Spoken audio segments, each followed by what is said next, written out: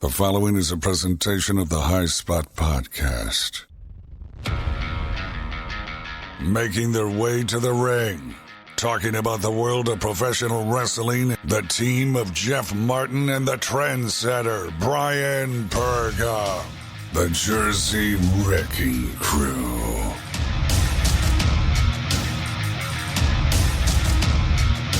What is going on, guys? You are listening to the HSP AEW Dynamite recap show. I am Jeff Martin alongside my tag team partner, the trendsetter Bryan Burga. We are the Jersey Wrecking Crew, and we are here on the WWE Unofficial Podcast. Follow us on all our social media, guys, at High Spot Podcast. Back with you here, trendsetter. A different kind of AEW because it is a Saturday night trendsetter, and I really enjoyed it. I enjoyed the Saturday because we needed the break. But it was a very, very good show because it was going head-to-head for a little bit against NXT TakeOver 30. Yeah, I mean, what a way to do it. It wasn't planned. It wasn't set out to be that way right now. But, you know, that was the situation here. It was something different. Obviously, the NBA had something to do with it because they need those time slots, so that's why AEW shifted over to Saturday. Kind of nice, kind of something different, though, too. But, you know, you're right, Jeff. They put out all the works right now. I don't think it was because they were competing side to side with NXT. I think it was more that they wanted to bring something new to Saturdays, make it exciting. And granted, you know, sports is back, but still the one constant's been there during this whole pandemic has been pro wrestling. Yeah, so let's get started, trendsetter, because there's so much going on here. And again, follow us on all our social media, High Spot Podcast. We are on bodyslam.net. And also, good to be back here for another week. Saturday night, trendsetter, at 6 o'clock here on the mothership. Not TBS, but TNT. So we open up with FTR alongside Tully Blanchard. They get a win against Private Party, but I think the main thing here, trendsetter, is now you're seeing kind of the real side of FTR because now, again, aligning themselves with one of the baddest guys to ever be in this business in Tully Blanchard really shows that they're kind of turning to that dark side that we always thought they were going to be in. Well, let's be honest. Nobody was fooled. I doubt you were fooled, Jeff, that when FTR first arrived to AEW, that this was their true intention, that they wanted to be buddies with the Elite. They wanted to be a fair fighting tag team. No, this is what they were in WWE. This is what they are now forming in AEW. So anybody who's surprised, I have no idea what they're talking about. Now, being associated with Tully, good move right there. Good move. Good business move by the. It's very old school. Yeah, by the decision making people there at AEW and FTR to have Tully in their corner. He's the guy who's been a champion before. He's the guy who knows what it takes to be a winner. Not that they don't right now, but again, they're in a new landscape and they want to make sure they have right direction. And the only thing Tully Blanchard does really well, better than be champions, Jeff, and be a tag team champion, be a United States champion in the past, is he gets dressed really quick. So that's what he's really good at. Yeah, no, really, and it just shows you that AEW again is doing a good job in putting these managers, because in AEW they're doing is really showing the importance of having managers in there because they help also put shine to these wrestlers. So adding Tully Blanchard to FTR is a good decision, and we'll see more of FTR in a little bit here, though. But they get a big win over Private Party, so you know eventually their quest for those tag team titles are going to come to fruition, I believe, sooner than later. We get MJF and we get John Moxley. We're back and forth now as Labor Day weekend, September the 5th, all out. We are rapidly approaching that date, trendsetter, and you got Moxley giving a little bit of praise to MJF, saying that he's going to be the guy for the next 25 years, but also says that his opportunity is not going to happen, though, on September the 5th. And he says that MJF has like something to hide as well, too, and that the whole world is going to see it. And then MJF has a perfect rebuttal and says that basically that in a neck brace and all, who after he's still suffering the effects of the paradigm shift, now he's looking to have it banned before we head into All Out, and that could be a major sign that the ultimate heel move is to have someone's finisher banned before a big title fight. I just think that this lead-in is going to be really good. We're going to get a contract signing next week, of course. Both companies love contract signings, right? So we're going to see what exactly they have in store for us on Thursday next week for AEW. But a huge contract signing, and this rivalry continues to grow. And we had a back and forth promos. Your thoughts? Are you really getting hyped up for this matchup heading into All Out? I wouldn't know if I'd say hyped up, but I am interested in it, though, because there are a lot of truths behind it right now. It's basically everything that MJF has talked about leading up to this point right now as we go in closer and closer to All Out. believe it or not, Labor Day weekend, the end of summer. I don't want to think about September right now. I'm trying to enjoy August as much as I possibly can. But a lot of truth in what MJF was talking about. Jon Moxley rebuttaling to and basically stating the obvious truth. We know, and a lot of people who are watching AEW, whether you're fans of MJF or not, you know this guy is going to be the future of this company. Any company, but he signed with AEW now. Smart move on their part. This guy has talent beyond belief in terms of what he can do. So ahead of his time. He's still so fairly young. So you're right. He will be the next guy for the next 25 years. But Jon Moxley, who's currently the champion now, says, but it's not now. And that's the difference. And you're right. Now going back and trying to ban the move, it's a classic thing we see nowadays. It seems to be the new norm where, to put more emphasis on the, putting the champion in an uphill battle basically by taking his finishing move away from him. It causes intrigue now for us, the audience, to be like, whoa, now maybe it might be possible that MJF might win this or not. Because if you match them paired head to head, you would think right now, hey, it's not MJF's time right now. It's not his time. We know it's going to happen. But now adding that element, that dimension to this match now, if that is what's going to happen where the move will be banned, it puts the probability now of MJF winning this in a lot higher probability for us to look at it, and so it gives the ability that he could possibly win this match. Yeah, it puts Moxley against the wall here, behind the wall here, because he will not be able, most likely, to use the paradigm shift. He will probably get coerced into saying, hey, you know what though, I don't need that move to beat you and stuff. So obviously adds the heel with the advantage heading into All Out. We'll see what happens at the contract. My question signing. is, where did MJF get 5 million signatures? Oh, I know. In this day and age with the pandemic, how many people are signing that thing? No, has it been tested for COVID-19? I don't know. We get in a surprising, not turn of events, but a surprising match. Jurassic Express and the National Nightmares get the victory over Lucha Bros and Butcher and the Blade. Lucha Bros, Butcher and the Blade, kind of slumping a little bit in the tag team division, and you thought here in an 8-man tag team match we'd get them, getting back to their winning ways. And then of course, with QT Marshall being kind of the weak link of any team, and that's just because that's how the way they make it seem on AEW. A little surprising that they get the victory here. A very good match. Again, Jurassic Express always really impresses when they're in the ring. They get the victory, and then post-wise, Eddie Kingston comes out and he tries to get trying to, I guess, heal egos. He's trying to heal the egos of the Lucha Bros and Butcher and the Blade, hyping them up, trying to get their confidence back. And who knows? A lot of people are saying that there's going to be a faction here. It's weird to have a singles competitor with 2 tag teams in a faction. So we'll see what happens there, Trendsetter. But very, very interesting that Eddie Kingston's got to add a little bit of, I guess, ego smoothing out there for both teams, because let's be honest, both of them have been on kind of a slide for the past few months in AEW. Oh, it's the Butcher and the Blade, the Butcher and the Blade. Hi-ho to Mario, the Butcher and the Blade. Yep. Jeez, I'm sorry, I thought we were still going. My bad. No, you're right, man. Both teams have struggled. But, that's the amazing thing with this tag team division being so deep, that the competition's high up there. And if you're on a 1 or 2, even 3-match losing streak, that's huge. So Kingston comes out. We're trying to figure out what was going to happen when he did officially sign with AEW, where he was going to fit in the category. Was going to be a singles guy? What was going to happen? Makes sense right now. He's a great mouthpiece. He's a great talker. And what you've noticed more nowadays, not just in AEW, Jeff, in pro wrestling now, for situations where either it's teams or individuals struggling to get themselves noticed when they do have ability out there, that if you have a good mouthpiece, a good manager, quote unquote, or an advocate as we use, then you're in a better situation right now, and maybe people can be hyped up on you. You don't necessarily have to take the struggle, which it is nowadays, to grab a microphone and really convey your emotions to an audience. Granted, there is no audience out there, so I think Kingston and this, it's interesting. Don't really know how it's going to work out, but at least that's the one word that's important. I am interested in see what happens here, because if it all works itself out the way Eddie Kingston hopes it does, that would be a pretty interesting stable right there. And AEW seems to be now the place of stables. Yeah. Not just tag team champions and tag team wrestling. Yep. We get Orange Cassidy interview with Tony Schiavone. To me, this is one of the highlights of the show, because it sets up a third installment in the Jericho and Orange Cassidy feud, and it's going to happen at All Out, because Orange Cassidy accepts the challenge of Chris Jericho. Chris Jericho says he's kind of proud of Cassidy. He's kind of learned from Orange Cassidy, and he wants the win again in that rubber match. And not only... What could he possibly learn from Orange Cassidy, do you think?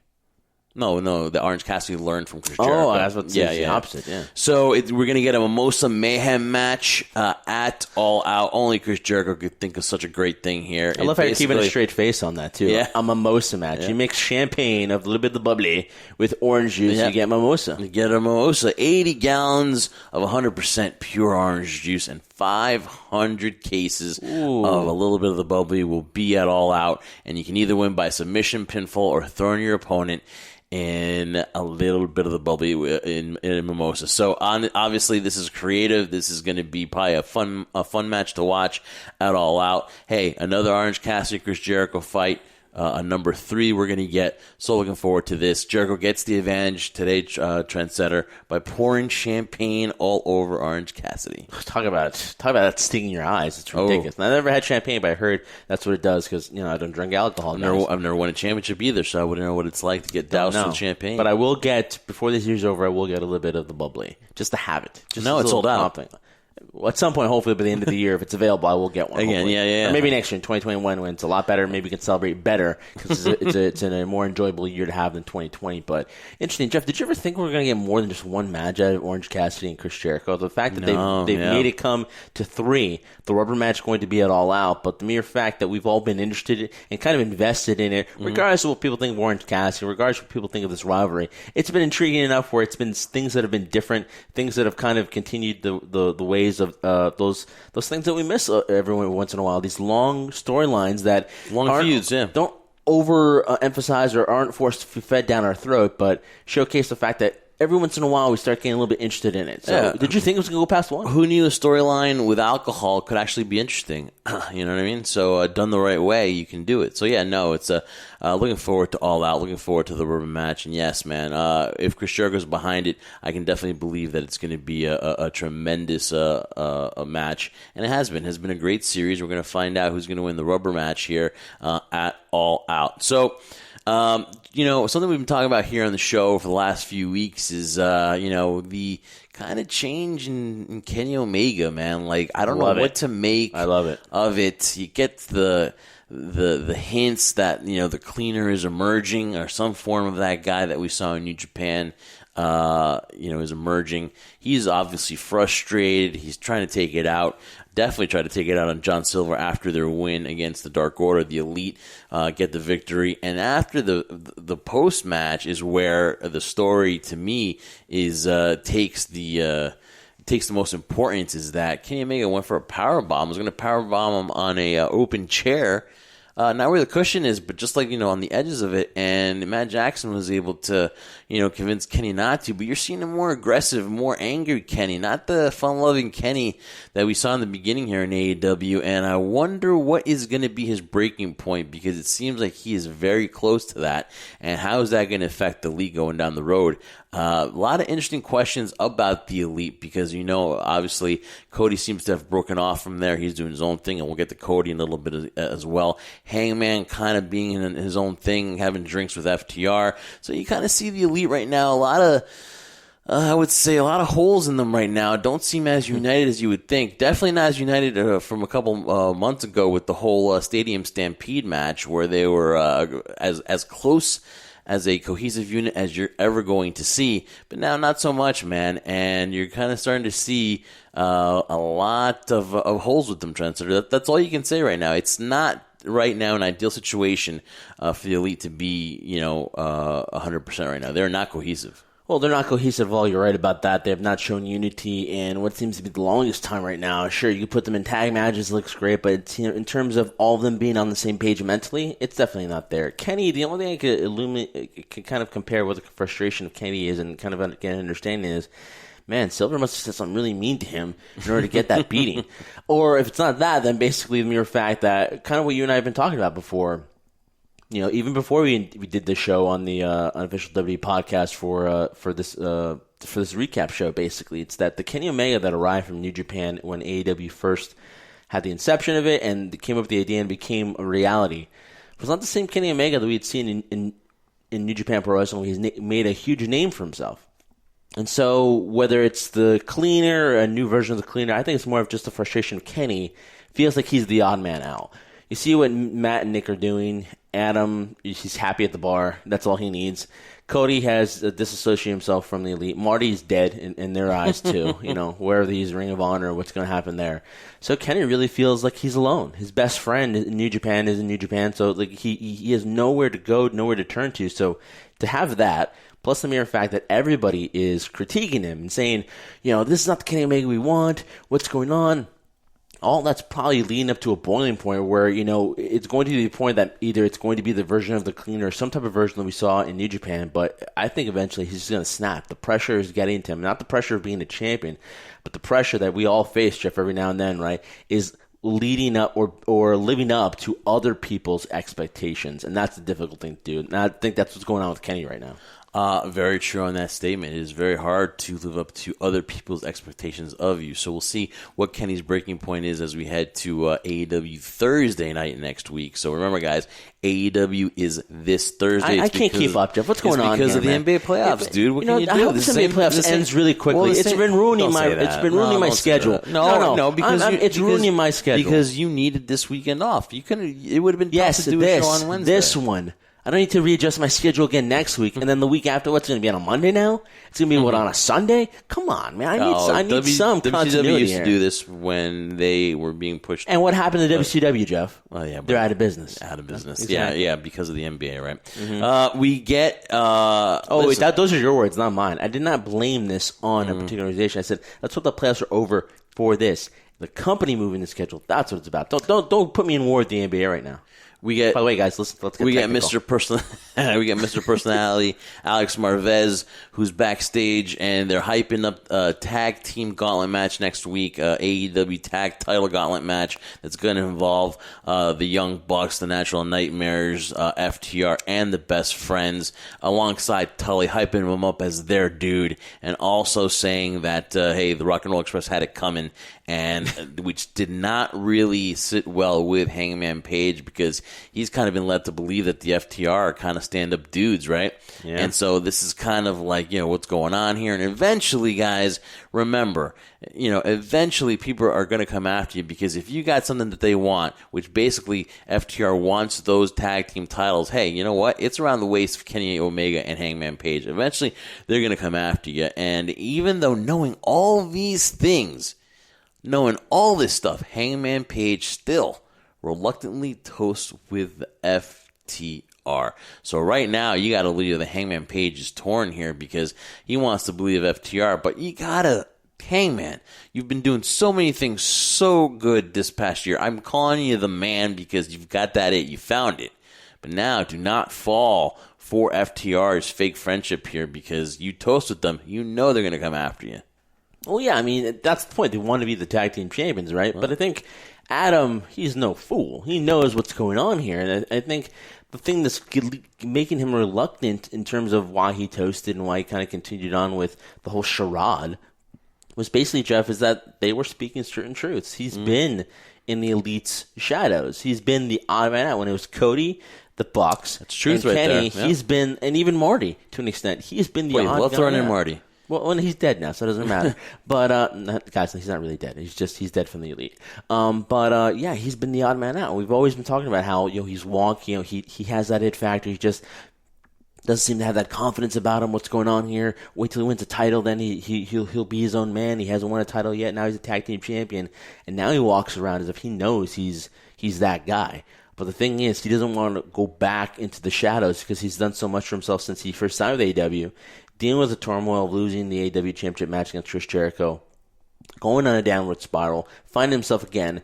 And so, although he is against what FTR has done in terms of showing disrespect, what they did to the Rock and Roll Express, they are speaking truth here. So hey, I'm a little bit torn too. I don't know if I toast the guys, but I'm a little torn too. You know why? Because although they're going after what I got, which is a personal attack on my part, I mean, if I was Adam, I'd be like, FTR, you're taking the one thing right now that I have that's special to me. Oh, you better second guess yourself now doing this. They are speaking truth too because that title's so important. So maybe the pressure builds up more for Adam because knowing that if he loses those tag team titles with Kenny out of the equation here because they're not best friends either, Adam or Kenny. But if he loses that, he might lose the newfound identity he's found. So a lot of things are now jumbling in Adam's mind right now, which I can understand. They've spoken a lot of truths, and now maybe he's not doubting himself, but doubting how the elite, and in terms of their friendship, and if they're looking out for his best interest right now, or should Adam be looking out for his own best interest? The AEW Women's Division may be getting a kick that it so deserves as far as a kickstart, because it now shows that Thunder Rosa, the NWA Women's Champion, has arrived in AEW, and she doesn't want anything but a shot at the AEW Women's Championship. So that is going to be interesting, and we are going to get it at All Out. Does Thunder Rosa, in your mind, add something towards this AEW Women's Division, which honestly we've talked about it for weeks and weeks now? It kind of needed a kickstart. Will this do it? Because we were talking, like we said, we were talking about the Nyla Rose and being the only significant person here that could be a threat to the Women's Championship here. Mm-hmm. Thunder Rosa, does she add any interest to you heading into All Out, being a viable opponent for the AEW Women's Championship? Should Hikaru Shida be worried about Thunder Rosa? Because let's be honest, everybody loves Thunder Rosa. Everybody's on a bandwagon. Well, not everyone. Well, so what are your thoughts? Does she give him a kickstart? A kickstart, yes. Is she the solution? No. But again, it involves the intriguing element now where, for me at least, when I saw Thunder Rosa on AEW television on TNT, I was thinking, okay, whoa, now we have the NWA Women's Champion against the AEW Women's Champion. If that does happen, and I hope it does. And it's interesting booking, though, because, Thunder Rosa adds some more depth into a women's division that, is sorely lacking of it. So they're building it. They have Ivelisse, they have Diamante, the list goes on and on of additions they've added on to this women's roster. But it still needs more. So, yeah, she adds up a kickstart. But to me now, believe it or not, as much as it's interesting now for the women's division in terms of possibly seeing Thunder Rosa and Shida in the ring, it also makes me think, could we possibly have NWA working now with AEW? That would be really cool. Yeah, I mean, because you've seen the crossover. You've seen Kingston. Yeah. You've seen Ricky Starks, who we'll talk to in a little bit. And Thunder Rosa now showing up on AEW TV. We know the whole NWA situation. They're not really, recording right now or doing anything, but they say that they'll be back. So, hopefully we get more wrestling down the road. Yeah, I think that would be great in terms of business move, because NWA could work alongside there, use AEW's platform until they're ready to start recording. Yeah, and from the last we know, I think they've also been working with Ring of Honor as well too. Mm-hmm. And this is where, for a kind of maybe a 1A or lower tier dream match, the way they've built Hikaru Shida and the way that they've built NWA Thunder Rosa, this is kind of like a mini dream match that you're like, okay, we're going to get to see this all out. And it's probably the best match that they could have created for All Out between these two, because it's going to draw some eyes here to the women's division, which needed it. Talking about something else that the AEW women's division has tried to do is this Tag Team Cup. And, I haven't caught it on YouTube because that's where they've put it. And we were wondering if they were going to put the finals on AEW television, because they only get 2 hours, right? And they really haven't been focusing on the women lately, unless it's either Britt Baker or it's going to be for the AEW Women's Championship. So you're like, oh, is this going to make it to TV? It does. And surprisingly, when we looked at the finals, we were like, oh, okay, Brandy and Allie, they're undefeated. Oh, okay, this is them winning the Tag Team Cup. But it really doesn't happen, because they make it to the finals, but they end up losing to Ivelisse and Diamante. And I think the match was pretty good. It was pretty decent. Brandy has done a great job wrestling.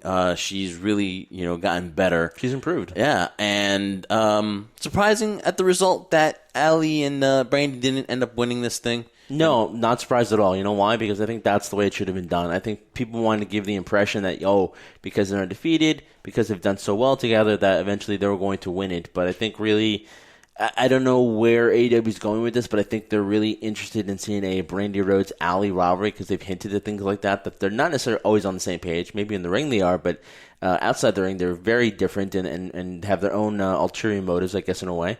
But happy for Ivelisse and Diamante, and it brings eyes to a newer team, or in this case, who knows if they'll stay a team, Ivelisse or Diamante, but it brings the spotlight on them for a particular moment, because at the end of the day, Brandy is as an executive, as much as she's improved in the ring, I don't think she'll be in the ring full time. No. And with Allie, I think Allie's at the stage in her career where, yes, she, to see the fact that she could, for example, become a champion down the road or whatever. I think she's at the point right now where it doesn't hurt that she helps put other people over. And that's what you need right now. Like I said, we spoke about it previously, a division that needs a lot of depth.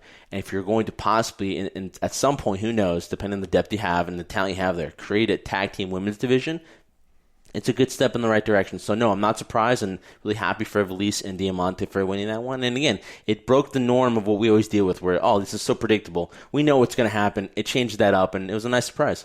We'll get back to the women's division in just a little bit, but let's go to this. This Matt Hardy and Sammy Guevara rivalry is really getting personal. Obviously, we've seen that. We've talked about the chair shot that Sammy Guevara hit on Matt Hardy. That was crazy. Matt Hardy tried to get some retribution this past week. Ooh. And basically just threw Sammy like a rag doll off the stage onto a table. It's personal. Matt Hardy wants to end Sammy Guevara, and we're going to get a tables match next week, next Thursday on AEW. Yes, I am excited for this just for the mere fact that, whatever you want to say about Matt Hardy, we know. Whatever version we get, there's been like 13 versions of Matt Hardy. This one seems to be more the realistic, the real Matt Hardy inside, the family man, the guy who's done this for how long, and Sammy Guevara. And the thing with this is this gives the ability, and why I'm excited for it, gives the ability of showcasing Sammy in a different light. Yes, he's a high flyer. He can do all the flips and the moves. He's the sexy Spanish god, although I don't think he's that damn sexy if you ask my honest opinion. But he's a great guy when you get to talk to him and get to know him. I've had a chance to interview him. But again, it shows another side. He's not just the athletic, heartthrob. This guy can fight. And that's what it's going to be. It's going to be a fight. So it's going to be interesting to see this side of Sammy. And that's what I'm looking forward to. Another match next week that we're going to get is going to be a handicap match. It's going to be, well, first of all, Big Swole is going to get her opportunity at Britt Baker, but it is going to be a handicap match. It's going to be Rebby. It's going to be Britt Baker and Penelope Ford, as Booker T would call it, Penelope Ford against Big Swole. So that is awesome. I love this that. Is probably going to lead up to a match, maybe at All Out, between Britt and Big Swole. But again, this is another way that the women's division is getting more storylines involved here.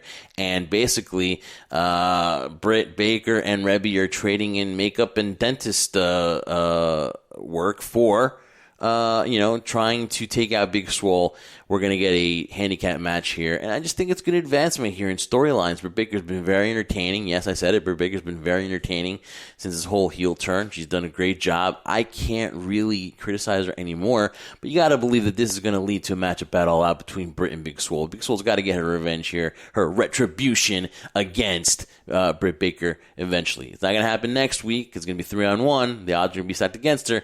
But you kind of see towards the end that you're going to get that singles matchup, hopefully at All Out. Yeah, hopefully. I mean, that's the goal. That's what it'll be for me. They're building up to right now. So you would think, yes, it's got to make sense. It's got to happen.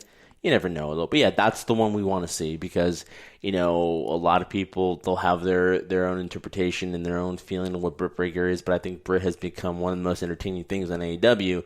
And a huge credit goes to her in terms of from what she once was prior to AEW to what she was when she first stepped into AEW, dealing with all the pressure, of all the expectations. She was the first woman signed. And now the ability of dealing with, the nose injury and the knee injury and now really reinventing this character as a quote-unquote role model, as we've seen before, maybe other programs of what a role model is. But again, done a great job of making you really want to hate her. She's become this irritating, arrogant prick in a way. And it's something that you're looking forward to seeing. And huge applaud to Britt Baker. Because nothing against Big Swole, but at the same time, Britt's really carrying the storyline and making you want to see this. And by now having this tease what we're going to have, where it's going to be a handicap match, Britt Baker's not going to be in that match, but it gives you the ability, I want Big Swole to get her hands on her, but hopefully we'll see that at All Out. Darby Allen has really been spotlighted a lot, but he's taken a few L's. Here, he takes on Will Hobbs, gets a victory, helps him get back to his winning ways. But it looks like they're going to continue this feud with Brian Cage, Ricky Starks, Taz, and Darby Allen.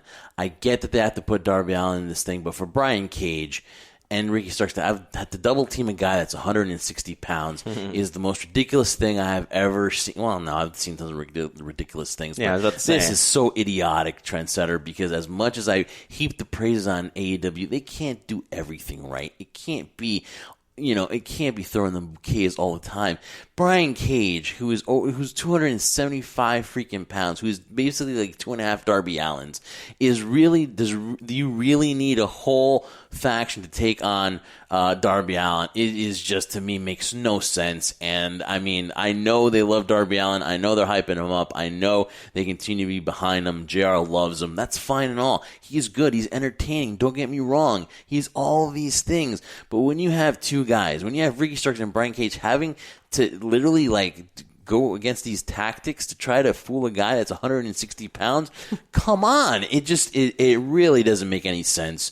And so you get Taz on the mic after Darby Allen's victory. They said they got a new member, and it's basically Ricky Starks dressed as Darby Allen. They kind of mock him a little bit, which sets up a distraction. They need to sneak behind a 160-pound guy to get an advantage, and that, to me, is where it loses here.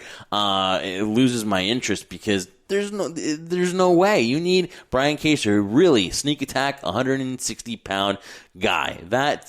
Wow, that's just crazy. And whether we get the match at All In or whatever, I mean... Well, it's the bully tactic, isn't it? It's them being bullies to him. It's not necessarily them, needing to do that in order to attack. It's heel heat. It's what it is. It's them, again, being the classic bullies where, listen, we're going to pick on this little guy and treat him, not because he's such a huge threat that they need to sneak attack him, but just really make his life a miserable living hell, which he probably is already living anyway to begin with. But, that's the feeling. I mean, the mere fact that they're trying to build Darby Allen, and maybe that's right. Maybe you have some, you're right on some of those aspects here. They're trying to make him into this credible guy, but in a sense, he has credibility anyway. And yeah, maybe you're right. He's 115 pounds with 2 bricks in his hand, but soaking wet. But But yeah, I think it's more of the bully tactic, man. I think that's what it really is right now. I think you're drawing a little bit too much into it. He's over, but like you said before, you don't see him as an AEW champion. But ultimately, he is somebody that when we do get fans back, that fans want to see. Same thing. They want to root against the underdog, and that's the classic storyline. I guess, Trendsetter. I mean, but it just I don't know. I guess you can see from your point the bully tactics. I get, and so it was a really busy. A lot of stuff. AEW Dynamite, a lot of stuff, and then you eventually had NXT TakeOver 30, so it was bleeding into that. I really had no reason to watch that unless I wanted to see Adam Cole versus Pat McAfee, or maybe the finals because of Karrion Kross versus Keith Lee. But after that, I was sticking with AEW the whole time through, Mm-hmm. So. It's still entertaining. It was really a good show. And then the controversial ending here, which we're going to focus on right now, is the TNT Championship was on the line. It was Brodie Lee, the leader of the Dark Order, against Cody. And at the end of the day, when you sit back and you analyze this match, you think, wow, they put this belt on Cody, this brand new belt. They had Cody take on all comers, struggle, fight, win, be impressive in victory, be a fighting champion. Make that title so that Cody, in about 3 minutes, would lose that title and hand it over to Brodie Lee. And at the end of the day, that's what that TNT Championship was for, to make Brodie Lee that legitimate star. And did they do a good job about it? Time will tell, but the first impression that I get is they did, and the next thing that I get is, man, Lance Archer's got to be saying, what the F happened here? Because you have not, besides a couple of promos and some squash matches, you have not really seen them being behind the Lance Archer thing. Has that flamed out? Has it fizzled out? Do they think they have buyer's remorse?